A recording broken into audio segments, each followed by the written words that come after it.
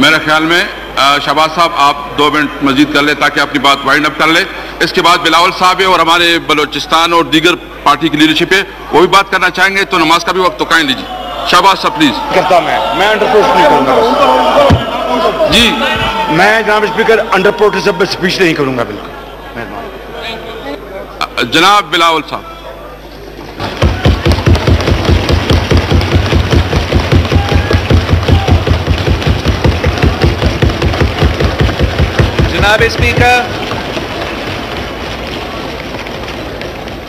जनाब स्पीकर, अफसोस से कहना पड़ता है यह आज मेरा मेजन स्पीच है नेशनल असम्बली में।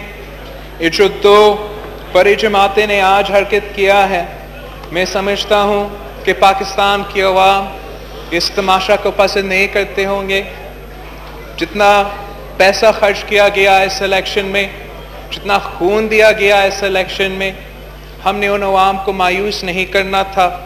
और आज का जो एहतजाज है, एहतजाज शमूरी हक होता है, मगर मैं समझता हूँ कि ये एहतजाज जो ट्रेजरी बेंचेस से भी हुए हैं, ये भी नाकाबिल कबूल था। और मिस्टर स्पीकर, मैं एक्सपेक्ट करता हूँ कि आप अपना हाउस को आगे जाके ऑर्डर में रखेंगे।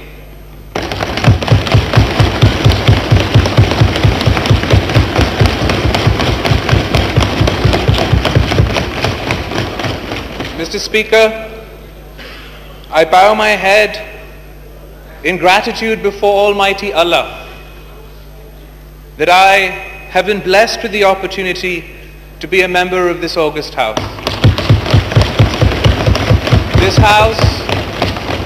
This house is the supreme institution. It is the mother of all institutions. It is the repository of the will of the people of Pakistan. The very foundations of which, from the foundation stone to the 1973 Constitution, were put in place by Qaid-e-Awam Shaheed Zulfikar Ali Bhutto. Where Shaheed Mohtarma Benazir Bhutto served as both leader of the House and leader of the opposition, the first female Prime Minister of Pakistan and the first female Prime Minister in the Muslim world.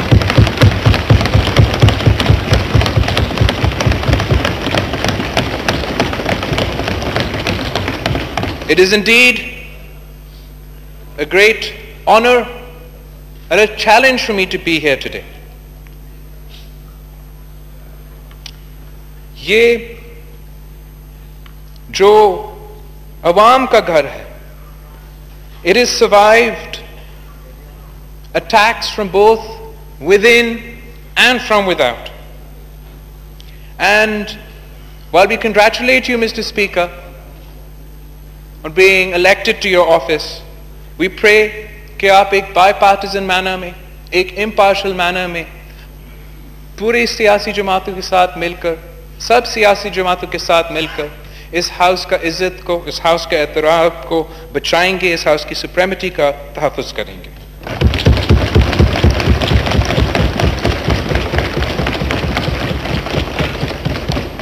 Mr. Speaker, I would like to start by paying tribute to Shaheed Haroon Balaul and the 20 martyrs of the Peshawar attack.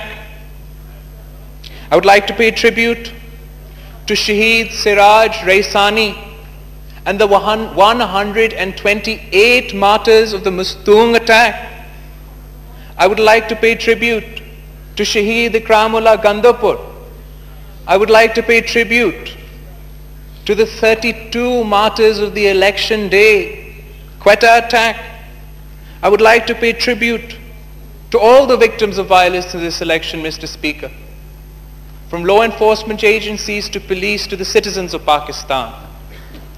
In an election, Mr. Speaker, that the Election Commission of Pakistan called peaceful across the country. Shame. Mr. Speaker, we've gotten used to having bloody elections after bloody elections. We lose lives we never get back. The dead never get justice. The survivors never get answers. This must change, Mr. Speaker, And this is why the Pakistan People's Party demands a full-fledged investigation into each and every terrorist attack that took place this election cycle. The facts must come out and must be presented before this House, Mr. Speaker.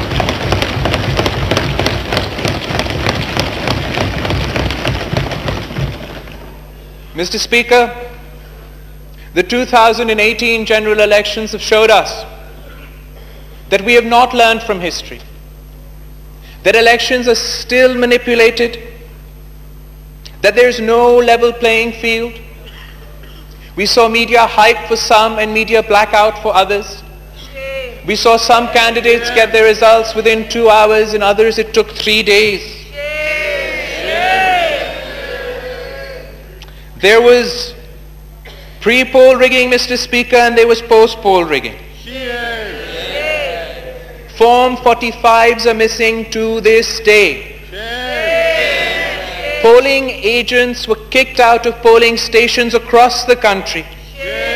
The supposed failure of the RTS system, the continued violation of the Electoral Act 2017. The list is long, Mr. Speaker, and the list is shameful, Mr. Speaker.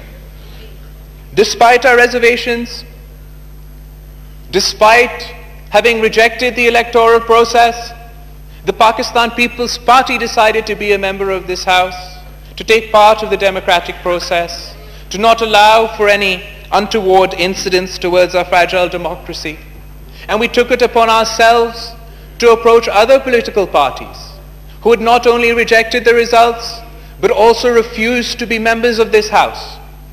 And I thank all opposition parties for agreeing to be part of the democratic process, for agreeing to be part and members of this Parliament, and I believe that the Prime Minister too should thank opposition parties, Mr. Speaker.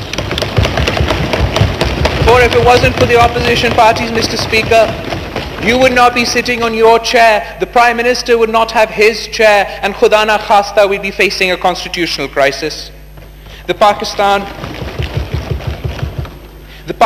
People's Party has always preferenced parliamentary supremacy, always guarded democratic rights, but this does not mean that we will let anyone get away with the discrepancies of this election, and we therefore join all other opposition parties in demanding a parliamentary commission to investigate these discrepancies. This commission should be formed with members of both houses of the National Assembly and Senate of Pakistan. Let the truth come out, Mr. Speaker.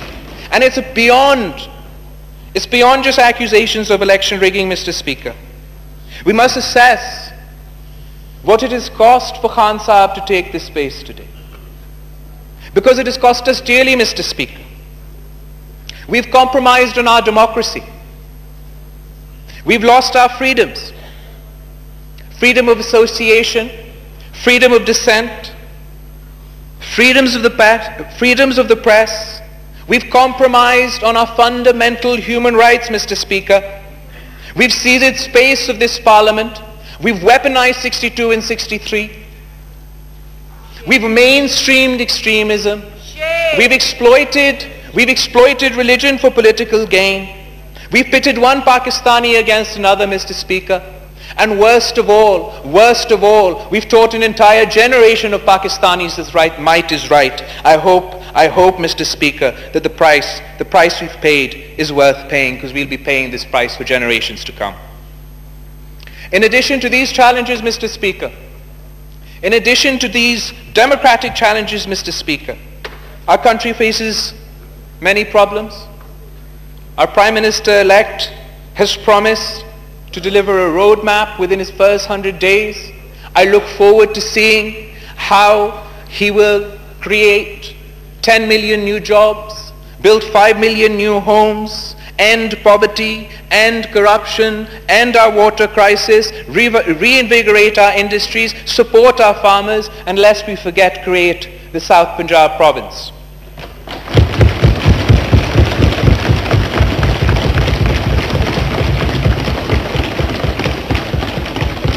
Our economy is in a dire straits, Mr. Speaker.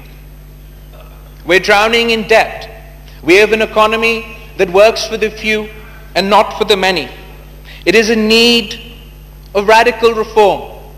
I'd like to remind the Prime Minister-elect of some of the promises he made. I believe he said that he would rather commit suicide than take a begging bowl and ask for loans. I believe he said he would not go to the IMF. So we all are in anticipation for what alternative plans will be presented to remove us from these difficult times and the disastrous nature in which the economy Prime Minister Saab will inherit. Secondly, Mr. Speaker, we have foreign policy challenges. Pakistan today stands isolated. We've antagonized our neighbors. We've lost our prestige on the world stage. And while this narrative is hurtful, because Pakistan has sacrificed so much in the fight against violent extremism, Pakistan is seen as part of the problem and not as part of the solution. And while I'm sure the new government will take all efforts to take Pakistan's narrative to the world, to explain Pakistan's position in the world, we also must find the courage, Mr. Speaker, to look inwards. We must find this courage to look inwards and address our own faults. If we do not find the courage to confront violent extremism, it will not only have consequences for our foreign policy, it will not only antagonize the world at large, but it will damage the future coming generations. It will damage the future of our coming generations in Pakistan. It should be the incoming government's top priority.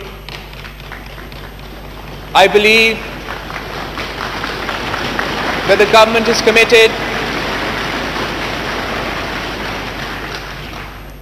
I believe that the government is committed to implementing the National Action Plan, and the opposition will hold them accountable to that promise. However, Khan Sahib got here, Mr. Speaker. He is now to be the Prime Minister of this worthy nation. The people of Pakistan are looking to him to solve their issues through us, the democratically elected representatives of the people.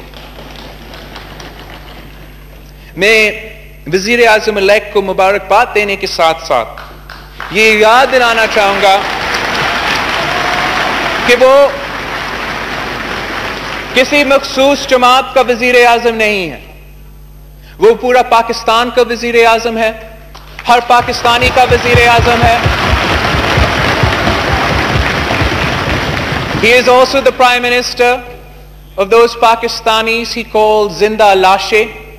He is also the Prime Minister of those Pakistanis he called donkeys.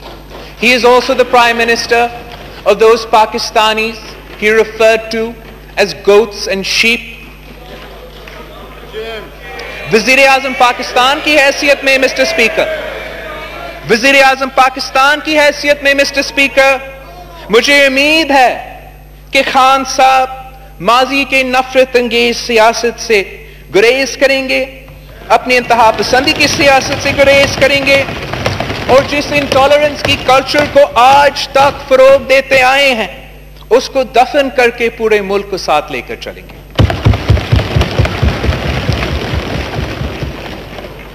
अगर the Prime Minister-elect persists in spreading intolerance, fanning the flames of bigotry, if he undermines the dignity of this House or the supremacy of the Constitution of Pakistan, he will have to go through us and he will find us opposing him every step of the way.